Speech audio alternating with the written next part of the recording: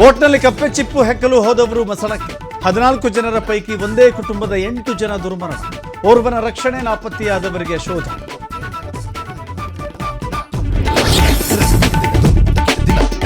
ಒಂದೇ ಕುಟುಂಬದ 8 ಮಂದಿ ಜಲಸಮಾಧಿಗೆ ಕಾರಣ ಬಹಿರಂಗ. ರಾತ್ರಿ ಮಳೆ, ಅಲೆಗಳ ಅಬ್ಬರ ಹೆಚ್ಚಾಗಿ ದುರ್ಘಟನೆ.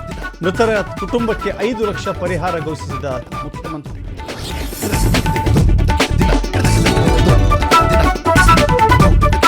ಸಂಕಷ್ಟದಲ್ಲಿ ಸಿಲುಕಿದೆಯಾ ಗ್ಯಾರಂಟಿ ಸರ್ಕಾರ ಕೊಡ್ತಿದ್ದ ಪಡಿತರ ಧಾನ್ಯದಲ್ಲಿ ಕಡಿತ.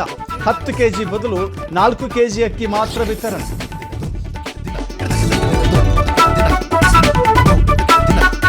ದೇವನಹಳ್ಳಿಯಲ್ಲಿ ಕಾಂಗ್ರೆಸ್ ಹೈ ವೋಲ್ಟೇಜ್ ಸಭೆ. ಎಸ್ಐಆರ್ ಸಾಧಕ ಬಾಧಕಗಳ ಬಗ್ಗೆ ಚರ್ಚೆ. ಮೀಟಿಂಗ್ ನಡೆಯೋ ರೆಸಾರ್ಟ್ಗೆ ಖಾಕಿ ಭದ್ರತೆ.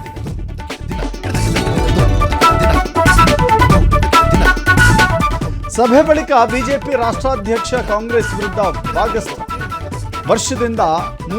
ಮೂರು ವರ್ಷದಿಂದ ಜನರಿಗೆ ಮೋಸ ಮಾಡ್ತಿದೆ ಅಂತ ಆರೋಪ. ಕರ್ನಾಟಕವನ್ನ ATM ಮಾಡಿಕೊಂಡು ದೆಹಲಿ ದರ್ಬಾರ್ ಅಂತ ಆಕ್ರೋಶ.